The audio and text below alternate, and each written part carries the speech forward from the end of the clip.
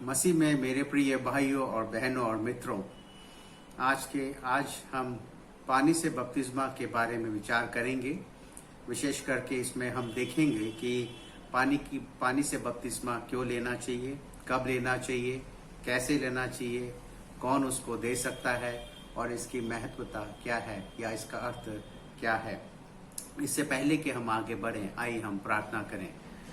हमारे स्वर्ग के पिता परमेश्वर, आकाश और पृथ्वी के कर्ता, हम आपका बहुत धन्यवाद देते हैं आपके अनुग्रह और दया के लिए जो हमारे पर बनी रही। पिता परमेश्वर, इस वक्त हम आपके चरणों में आते हैं। बुद्धि और ज्ञान दीजिएगा, पवित्र आत्मा की परिपूर्णता दीजिएगा कि जो वचन सीखते हैं, सिखाते हैं, इन सब में आपके नाम की महिमा होने पाए और इसके द्वारा हम आपकी इच्छा को पहचानते हुए अपने जीवन को आपकी महिमा के लिए जी सकें। हे पिता परमेश्वर, हर बंधन से छुटकारा दीजिएगा। स्वतंत्रता से आपका वचन का अध्ययन करने में हम सबकी सहायता करें। प्रार्थना हम आपके प्रिय पुत्र यीशु ख्रीस्त के पवित्र नाम में मांगते हैं, आमीन। इससे पहले वाले वीडियो में हमने ये देखा था कि पवित्र आत्मा से बपतिस्मा का क्या मतलब है। इस आज के वीडियो में हम देखेंगे कि पवित्र पानी से बपतिस्मा क्या क्या तात्पर्य है। मसीही जीवन में मुख्य तौर पर दो संस्कार हैं। एक तो प्रभु बोझ है और एक है बपतिस्मा।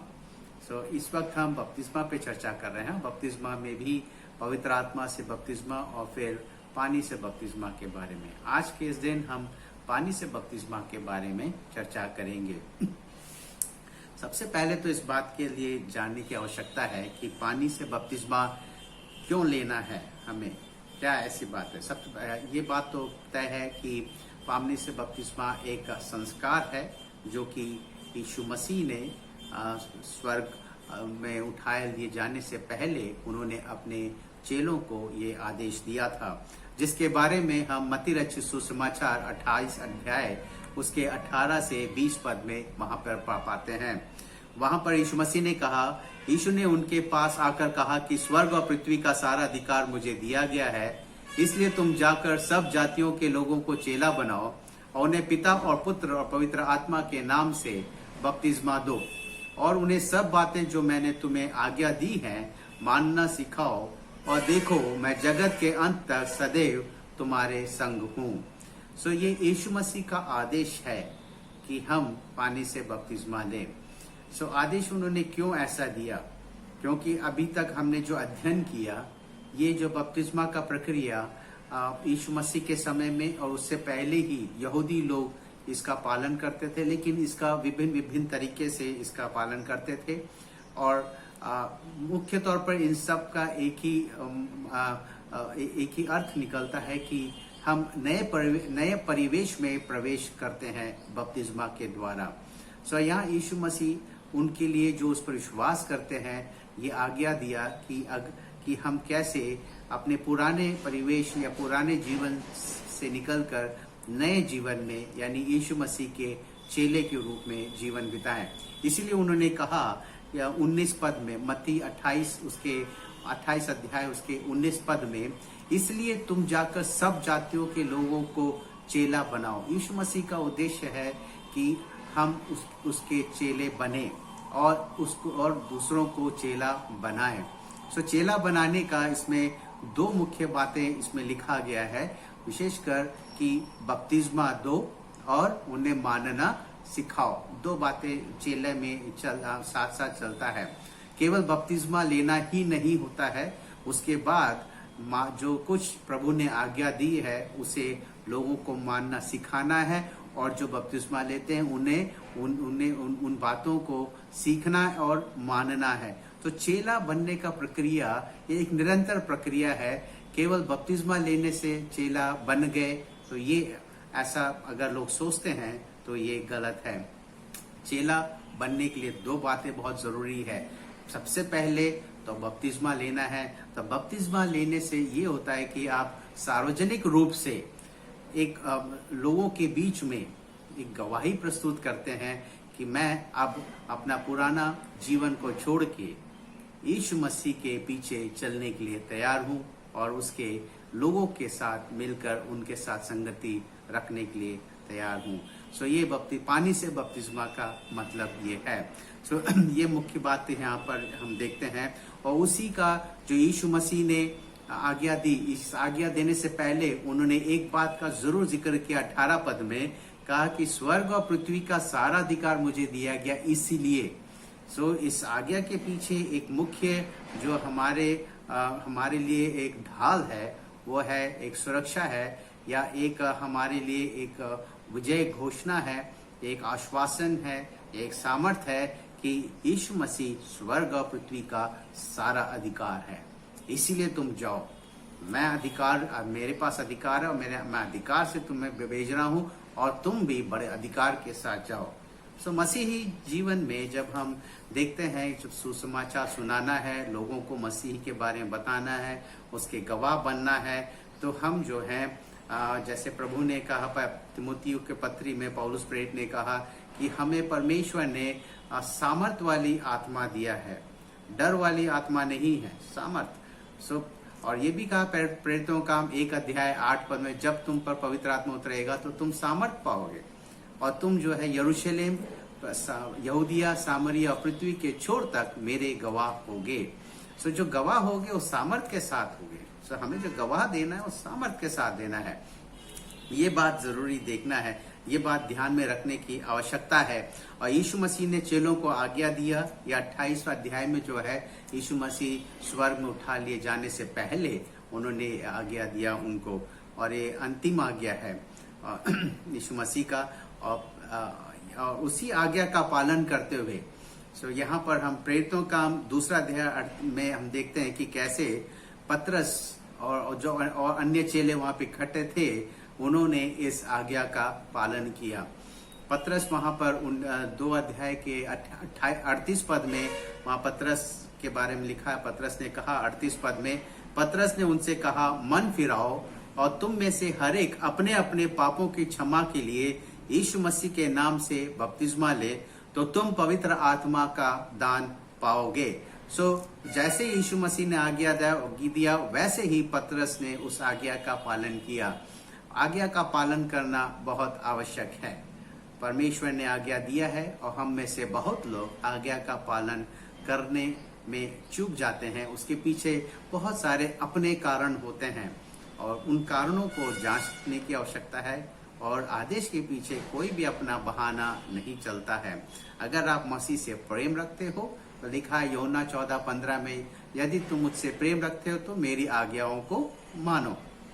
सो प्रेम रखने का एक संकेत है कि हम उसके आज्ञाओं को स्वेच्छा से, कोई जबरदस्ती नहीं, स्वेच्छा से मानते हैं। जिससे हम प्रेम रखते हैं उसकी आज्ञा हम स्वेच्छा से और अच्छी तरह से उसको मानते हैं। तो यहाँ पे पतरस ने उनसे कहा, जो भी लोग वहां पर इकट्ठा थे, सारे देश, सारे विश्व से लोग इकट्ठा थे, जब उन्होंने पूछा अब हम क्या करें, तो पतरस ने उनसे कहा सबसे पहले तो मन फिराओ। 2 बातें पतरस ने कहा। प्रेरितों का 2 अध्याय 38 पद में लोगों से कहा पहले तो मन फिराओ और दूसरा कहा बपतिस्मा ले। 2 आज्ञा, 2 बातें, आवश्यक बातें उन्होंने कहा।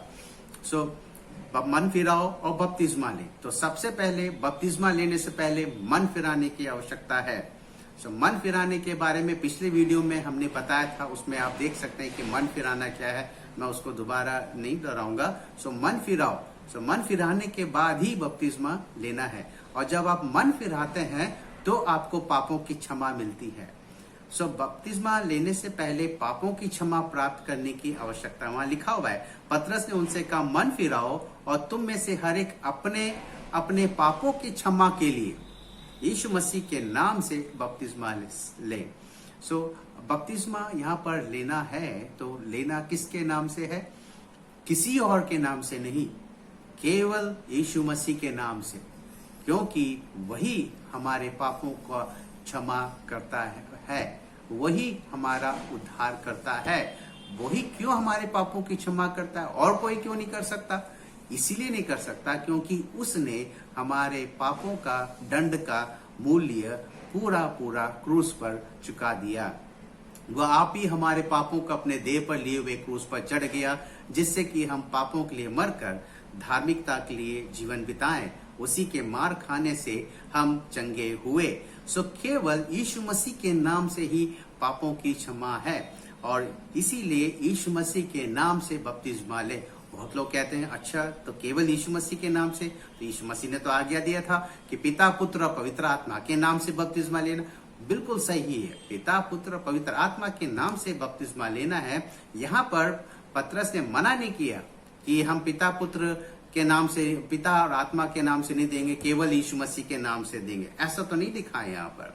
सो यहाँ पर लिखा है यीशु मसीह के नाम से, और इसका संदर्भ में अगर हम देखें तो जिनको ये बात बताई जा रही थी यहूदियों को, वो लोग पिता के बारे में अच्छी तरह से पहले से जानते थे, पवित्र आत्मा के बारे में पहले से जानते थे। सवाल यहाँ पर मन फिराने की बात है कि आज तक तुम जो कर रहे थे, वो जो उद्धार के लिए आप विश्वास कर रहे थे, वो उद्धार केवल यीशु मसीह के नाम से है। तो वहां से तुम्हें मन फिराना है, यीशु मसीह को उद्धारकर्ता के रूप में स्वीकार करना है। तो वो उस बात को वहां पर स्पष्ट रूप से उन्हें बताने के लिए यहाँ पर यीशु मसीह के नाम से, क्योंकि वो पिता के बारे में तो जानते थे, पवित्र आत्मा के बारे में जानते थे, एक यीशु मसीह के बारे में ही उनको मन फिराना था, क्योंकि यीशु मसीह को उन्होंने तिरस्कार कर दिया और उसको क्रूस पर चढ़ा दिया, उसको राजा मानने से इनकार कर दिया, और उसको जब उसने ये भी कहा कि मैं ही परमेश्वर का पुत्र है, तो उसको भी मानने के लिए इनकार कर दिया। तो जो इनकार उन्होंने किया, तिरस्कार किया, जो उनका मनस्थिति था इनकार करने का, उस मनस्थिति से उनको फिरना था परमेश्वर की ओर, कि परमेश्वर ने यीशु मसीह को भेजा और वो परमेश्वर का पुत्र है, और वही हमारे पाप का दंड का मूल्य चुकाने के लिए क्रूस पर मरा, गाड़ा गया और मृतकों में से जी उठा। वही प्रचार पतरस ने दूसरा अध्याय में किया, जिसको तुमने क्रूस पर मारा वही प्रभु, उसी को परमेश्वर ने जिलाया, मृतकों में से जिलाया। सो यहाँ पर विशेषकर यहाँ पर देखते हैं, बपतिस्मा लेने से पहले हमें मन फिराना है। मन फिराने के द्वारा पापों की क्षमा मिलती है। जहां पापों की क्षमा आपको मिली, तो जो पाप आपको रोक रहा था परमेश्वर के साथ संबंध बनाने के लिए, वो संबंध अनंत परमेश्वर के साथ संबंध बनाने के लिए हमें अनंत जीवन की आवश्यकता है, क्योंकि वो अनंत जीवन उसके पास, परमेश्वर के पास है। उसके साथ अनंत संबंध के लिए हमारे पास भी अनंत जीवन होने की आवश्यकता है। और जिस दिन हम पापों की क्षमा, जिस दिन हम मन फिराते हैं, उसी समय हमारे पापों की क्षमा यीशु के नाम में होता है। और जैसे ही पाप की क्षमा होता है, तो पाप जो रोक रहा था वो हट जाता है, और हमारा संबंध परमेश्वर के साथ होता है। वो हमें अपना अनंत जीवन हमें देता है। यीशु मसीह ने कहा, मैं उन्हें अनंत जीवन देता हूँ। सो अनंत जीवन परमेश्वर देते हैं, और जिस समय हम मन फिराते हैं, उसी समय हमारे पापों की क्षमा हो जाती है। उसी समय हमारा रिश्ता अनंत काल के लिए परमेश्वर के साथ होता है। वो अनंत जीवन हमें देता है। वो अनंत जीवन हमको कैसे देता है? उसके पास वो अपना पवित्र आत्मा, जो अनंत काल का आत्मा है, वो आत्मा वो हमको देता है दान के रूप में। इसके बारे में हमने पिछले वीडियो में देखा था। जब हम मन फिराते हैं, हमें पापों की क्षमा मिलती है, उसके परमेश्वर के साथ अनंत काल का रिश्ता होता है, अनंत जीवन उसी दिन से हमारा हो जाता है, और पवित्र आत्मा भी हमारे आत्मा में वास करता है उसी दिन से, क्योंकि पाप क्षमा हो गया है। पाप जो रोक रहा था, वो हमारा रिश्ता होने के लिए वो हट जाता है। तो बपतिस्मा लेने से पहले मन फिराने की आवश्यकता है। बहुत से लोग बपतिस्मा ले लेते हैं, लेकिन वही पुराने ढर्रे पे चलते हैं, वही जिस पर पहले विश्वास कर रहे थे, हर प्रकार के विश्वास पे फिर वही चाल चलने लगते हैं। तो हम सोचते हैं कि वो पीछे हट गए हैं, विश्वास उनका टूट गया है। ऐसा नहीं है, उन्होंने मन फिराने की आवश्यकता है। जब आप मन फिरा लेते हैं, और मन फिराना क्या है? पूरी तरीके से, अच्छी तरीके से समझना कि यीशु मसीह ने हमारे लिए क्या किया, जो कोई भी नहीं कर सकता है। इसीलिए हमें केवल यीशु के पास आना है। यीशु के नाम में ही हमारा उद्धार है। मन फिराने की आवश्यकता है। बपतिस्मा लेने से पहले ये आवश्यक है कि हम मन फिराएं। और पापों की क्षमा प्राप्त करें। सो हम कब ले सकते हैं बपतिस्मा? जब हमने मन फिरा लिया। कैसे मन फिरा? मन कैसे हम फिराएंगे? लिखा है प्रेरितों काम 2:41 में, वहां पे लिखा हुआ है, सो जिन्होंने उसका वचन ग्रहण किया उन्होंने बपतिस्मा लिया। सो मन फिराओगे कैसे? पहले जानोगे कि यीशु मसीह कौन है। यीशु मसीह के बारे में कैसे जानोगे? जब तक उसका वचन, परमेश्वर का वचन नहीं सुनोगे तो नहीं जानोगे। सो परमेश्वर का वचन सुनना या पढ़ना, समझना बहुत जरूरी है। अगर परमेश्वर यीशु मसीह के बारे में जानना है तो उसके वचन, परमेश्वर के वचन को जानने की आवश्यकता है। परमेश्वर के वचन को जानना है, परमेश्वर को जानने के लिए परमेश्वर के वचन का हमें अध्ययन करना है या सुनना है या समझना है। और इन सब में पवित्र आत्मा ही हमें सहायता करते हैं वचन को समझने के लिए, क्योंकि यूहन्ना रचित सुसमाचार उसके 16 अध्याय में इस बात का यूहन्ना अध्याय के 16 अध्याय में वर्णन है कि पवित्र आत्मा ही हमें पाप और धार्मिकता और न्याय के प्रति जागरूक करता है। अविश्वासियों को पवित्र आत्मा ही हमें सहायता करता है उसको वचन को समझने के लिए। वही हमारे अंदर नया जीवन उत्पन्न करता है और वही नया जन्म पाना वही उसी के द्वारा है। पापों की क्षमा उसी के, जब विश्वास करते हैं उसके सहायता से, तब हम पापों की क्षमा प्राप्त करते हैं। सो वहां पर लिखा हुआ है 2 अध्याय प्रेरितों काम 2 अध्याय 41 पद में, वहां पे साफ लिखा, सो जिन्होंने उसका वचन ग्रहण किया उन्होंने बपतिस्मा लिया और उसी दिन 3000 मनुष्यों के लगभग उनमें मिल गए। सो बपतिस्मा एक ऐसा प्रक्रिया है जिससे हम मसीह के सदस्यों, अन्य विश्वासियों के साथ हम मिल जाते हैं। स्थानीय कलीसिया में, वहां पे लिखा स्थानीय कलीसिया में जो लोग थे, चेले पहले से ही थे, उनमें ये 3000 मिल गए। कैसे मिले? बपतिस्मा लेने के बाद। अगर आप स्थानीय कलीसिया में एक सदस्य बनना चाहते हैं, स्थानीय कलीसिया के विश्वासियों के साथ संगति रखना चाहते हैं और उनके साथ आराधना करना चाहते हैं और प्रभु के बारे में सीखना चाहते हैं, आत्मिक रूप से आगे बढ़ना चाहते हैं, प्रभु के सेवकाई के लिए आप आगे बढ़ना चाहते हैं, लोगों के साथ मिलकर सेवकाई करना चाहते हैं, तो फिर पानी की बपतिस्मा लेने की आवश्यकता है। और पानी की बपतिस्मा कौन ले सकता है? ये बात हमने पहले बता दिया। जिसने मन फिराया है, जिसके पाप क्षमा हो गए हैं, जिसने वचन को ग्रहण किया है, वो ले सकते हैं। एक उदाहरण है प्रेरितों काम 8 अध्याय उसके 12 पद में हम देखते हैं। वहां पर सामरियों को फिलिप्पुस ने सुसमाचार सुनाया और सामरी लोग जो थे, फिलिप्पुस के परमेश्वर का वचन सुनाए जाने पर उन्होंने उस पर सुना और उस पर विश्वास किया। उसके बाद उन्होंने बपतिस्मा लिया। प्रेरितों काम 8 अध्याय उसके 12 पद में लिखा हुआ है, परंतु जब उन्होंने फिलिप्पुस की प्रतीति की, जो परमेश्वर के राज्य और यीशु के नाम का सुसमाचार सुनाता था, यानी फिलिप्पुस पर उन्होंने विश्वास किया। क्या विश्वास किया? जो फिलिप्पुस ने कहा। फिलिप्पुस ने क्या कहा? फिलिप्पुस ने परमेश्वर के राज्य और यीशु के नाम का सुसमाचार सुनाया। उन्होंने उस पर विश्वास किया और जब उन्होंने विश्वास किया तो लोग, क्या पुरुष क्या स्त्री, बपतिस्मा लेने लगे। सो बपतिस्मा कौन ले सकता है? स्त्री पुरुष दोनों ले सकते हैं, जिन्होंने परमेश्वर के राज्य और यीशु के नाम के सुसमाचार को सुना, परमेश्वर के वचन को सुना, उसको ग्रहण किया, उस पर विश्वास किया, मन फिराया, मन फिराने के द्वारा परमेश्वर से पापों की क्षमा प्राप्त किया, पवित्र आत्मा का दान प्राप्त किया, वे बपतिस्मा ले सकते हैं। एक और उदाहरण हम देखते हैं प्रेरितों।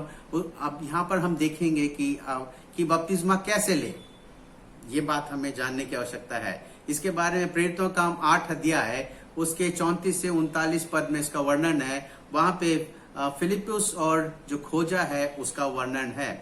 वहां पर 8 अध्याय के 35 पद में वहां पे लिखा है कि फिलिप्पुस ने अपना मुंह खोला और इसी साथ से आरंभ करके उसे यीशु का सुसमाचार सुनाया। खोजे को फिलिप्पुस ने सुसमाचार सुनाया और खोजे ने सुसमाचार सुना। और फिर मार्ग में आगे लिखा है, मार्ग में चलते चलते वे किसी जल की जगह पहुंचे। तब खोजे ने कहा, देख यहाँ जल है, अब मुझे बपतिस्मा लेने में क्या रोक है। सो बपतिस्मा पहले लेने से पहले उसने यीशु का सुसमाचार सुना। और जो शास्त्र पढ़ रहा था यशायाह नबी 53 अध्याय का पूरा उसने सुना। यीशु मसीह के क्रूस के बारे में सुना, किस तरीके से मारा गया, गाड़ा गया और मृतकों में से जी उठा, और उस पर विश्वास किया। तब उसने कहा कि मैं बपतिस्मा लेना चाहता हूं। तो आगे लिखा है, और वो भी जल जब देखा, जल मतलब एक हो सकता है तालाब हो, तो वहां पे पानी इकट्ठा था, वहां पर उसने देखा। और कोई तो विशेष बात तो वहां नहीं लिखा है। फिलिप्पुस ने कहा, यदि तू सारे मन से विश्वास करता है, यदि तू विश्वास करता है, यानी बपतिस्मा लेने से पहले विश्वास करने की आवश्यकता है। बपतिस्मा के द्वारा उद्धार नहीं है, उद्धार विश्वास के द्वारा, क्योंकि लिखा हुआ है इफिसियों के पत्री उसका 2 अध्याय 8 और 9 पद में, विश्वास के द्वारा उद्धार, विश्वास के द्वारा अनुग्रह ही से तुम्हारा उद्धार हुआ है। ये तुम्हारी ओर से नहीं वरन परमेश्वर का दान है, न कर्मों के कारण, ऐसा न हो कि कोई घमंड करे। सो विश्वास करने की आवश्यकता है। बपतिस्मा के द्वारा उद्धार नहीं है, विश्वास के द्वारा उद्धार है। तो बपतिस्मा लेने से पहले विश्वास करने की आवश्यकता है। तब उसने उत्तर दिया, मैं विश्वास करता हूं। फिलिप्पुस ने कहा कि विश्वास, यदि तू सारे मन से विश्वास करता है तो तू ले सकता है। फिलिप्पुस, वो खोजे ने कहा, मैं विश्वास करता हूं। क्या विश्वास करता हूं? फिर वो खोजे ने कहा, यीशु मसीह परमेश्वर का पुत्र है, मैं ये विश्वास करता हूं। परमेश्वर का पुत्र का मतलब है कि वह इस संसार में कुंवारी मरियम से पैदा हुआ, निष्पाप जीवन जिया, हमारे पापों के लिए दुख उठाया, क्रूस पर मारा गया, गाड़ा गया, मृतकों में से जी उठा, आज परमेश्वर के दाहिने ओर बैठा हुआ है। वो परमेश्वर का पुत्र है। उसने इस बात पर विश्वास किया कि यीशु मसीह परमेश्वर का पुत्र है। तब उसने रथ खड़ा करने की आज्ञा दी और फिलिप्पुस और खोजा दोनों जल में उतर पड़े और उसने उसे बपतिस्मा दिया। कैसे दिया उन्होंने? वहां जल था, जल में उतरे, यानी काफी जल था, जल में उतरे और फिलिप्पुस ने उसको जल में बपतिस्मा दिया। और लिखा है, जब वे जल में से निकलकर ऊपर आए तो प्रभु का आत्मा फिलिप्पुस को उठा ले गया। जल में पानी से बपतिस्मा का लेने का यहाँ बहुत अच्छा उदाहरण है। वो जल के अंदर गए, फिलिप्पुस भी गया। लिखा है, फिलिप्पुस और खोजा दोनों जल में उतरे पड़े, एक जन नहीं उतरा, दोनों उतरे और फिलिप्पुस ने खोजे को पानी में डुबोया। पहले हमने बताया था बपतिस्मा शब्द का मतलब है डूबना या डुबोना।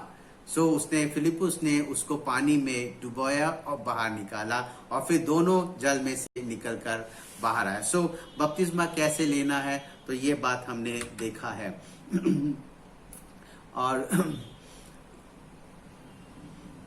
एक और उदाहरण, प्रेरितों का काम 10:47 में, वहां पर जब कर्नेलियस के यहाँ पतरस प्रचार कर रहे थे तो वहां पर लिखा है 43 के पद में, प्रेरितों का काम 10:43 में, उसकी सब आवश्यकता गवाही देते हैं कि जो कोई इस पर विश्वास करेगा उसको उसके नाम के द्वारा पापों की क्षमा मिलेगी। पापों की क्षमा मिलेगी, यहाँ साफ लिखा हुआ है, विश्वास के द्वारा। जो कोई उसके नाम पर विश्वास करेगा उनको पापों के क्षमा मिलेगी। बपतिस्मा के द्वारा नहीं है, विश्वास के द्वारा पापों की क्षमा है, विश्वास के द्वारा उद्धार है। लेकिन बपतिस्मा एक प्रक्रिया है जिसके द्वारा हम मसीही स्थानीय कलीसिया में शामिल होते हैं और लोगों की संगति में शामिल होते हैं, जो कि परमेश्वर की आज्ञा है कि उस बपतिस्मा के द्वारा। और वहां पर लिखा हुआ है, आगे जब हम पढ़ते हैं, इस पर पतरस ने कहा, क्या कोई जल को की रोक कर सकता है कि ये बपतिस्मा ना पाए जिन्होंने हमारी नाई पवित्र आत्मा पाया है। यहाँ बपतिस्मा लेने से पहले पवित्र आत्मा उन्होंने पाया है और उसके बाद उन्होंने बपतिस्मा पानी से बपतिस्मा लिया। ये उदाहरण हमें काफी समझ में आता है। प्रेरितों का 18:8 में जो आराधनालय के सरदार क्रिस्पुस थे, उन्होंने भी अपने सारे घराने समेत प्रभु पर विश्वास किया और बहुत से कुरिन्थी सुनकर विश्वास लाए और बपतिस्मा लिए। पहले विश्वास के द्वारा पहले उद्धार हो गया, पापों की क्षमा हो गया, पवित्र आत्मा पा लिया, तब उन्होंने बपतिस्मा लिया। सो ये है बपतिस्मा लेने का उदाहरण। और कैसे बपतिस्मा कौन ले सकता है? जो विश्वास करता है वो ले सकता है। कौन दे सकता है? जिसने विश्वास किया, बपतिस्मा लिया। जिसने बपतिस्मा लिया वो बपतिस्मा दे सकता है। लेकिन बपतिस्मा देने वाले को वचन का ज्ञान होना चाहिए, अनुभव होना चाहिए, और दूसरों को सिखाने का अनुभव होना चाहिए, परिपक्व होना चाहिए, ताकि वो आगे को जिसको बपतिस्मा दे रहा है उसको आगे आज्ञाओं को मानना सिखाना, चेला बनने में उसकी सहायता कर सके। तो वो बपतिस्मा देता है तो और अच्छा रहेगा। सो बपतिस्मा जिसने लिया है वो बपतिस्मा दे सकता है। स्त्रियों को दे सकते हैं, पुरुष स्त्रियों को दे सकते हैं, पुरुषों को दे सकते हैं। जहाँ कोई संस्कृति का मामला है, कोई विशेष बात होती है, तो वहाँ जैसे स्त्रियों के लिए पुरुष ना दे तो स्त्री दे, या बहुत सारी बातें हैं। लेकिन इतना बात ध्यान में रखने की आवश्यकता है, जिसने बपतिस्मा लिया है वो दूसरे को बपतिस्मा दे सकता है। क्योंकि वचन में ऐसा कहीं नहीं लिखा है कि केवल पास्टर ही बपतिस्मा देगा या यही देगा, ऐसा नहीं है कहीं पर भी। बपतिस्मा देने के बारे में ऐसा कहीं पर भी लिखा नहीं है। तो प्रभु का धन्यवाद हो आज के वचन के लिए। आगे हम वीडियो में देखेंगे कि बपतिस्मा का अर्थ क्या है, उसके के लेने से क्या हम समझते हैं, इस बात को हम देखेंगे। आइए हम आज हमने देखा कि बपतिस्मा हम कैसे ले सकते हैं और कौन दे सकता है और कब लेना है और क्यों लेना है। इन सब बातों को हमने आज देखा। मतलब कि बपतिस्मा क्यों लेना है, कब लेना है, कैसे लेना है, कौन दे सकता है, और उसका अर्थ महत्वता के बारे में अगले वीडियो में हम देखेंगे। सो प्रभु आप सबको बहुत आशीष दे। इस वचन को, जो वचन हम बताए हैं उसका अध्ययन करिएगा, ताकि पवित्र आत्मा आपको और बात करे और बपतिस्मा, पानी से बपतिस्मा लेने के लिए आपको तैयार करें। जैसे ही समय आता है तो हम पानी से बपतिस्मा लेंगे, या जो लेना चाहे वो ले सकता है। आइए हम प्रार्थना करें। स्वर्गीय पिता परमेश्वर, हम आपका बहुत धन्यवाद देते हैं आज के समय के लिए। आपने हर बंधन से छुटकारा दिया कि प्रभु जी आपके वचन से हम सीख सके और इस बात को जान सके कि बपतिस्मा कैसे लेना है, कब लेना है, कौन दे सकता है और क्यों लेना है। इन सब बातों को समझने के लिए आप हमारी सहायता करें, लोगों को तैयार करें जिन्होंने विश्वास किया है कि वे आगे जाके बपतिस्मा ले सकें। हर बंधन से छुटकारा दीजिएगा। ये प्रार्थना हम आपके प्रिय पुत्र यीशु ख्रीस्त के पवित्र नाम में मांगते हैं, आमीन। प्रभु यीशु मसीह का अनुग्रह, पिता परमेश्वर का प्रेम, पवित्र आत्मा की सहभागिता आप सबके साथ बनी रहे। सबको जय मसीह की। प्रभु आप सबको बहुत आशीष दे।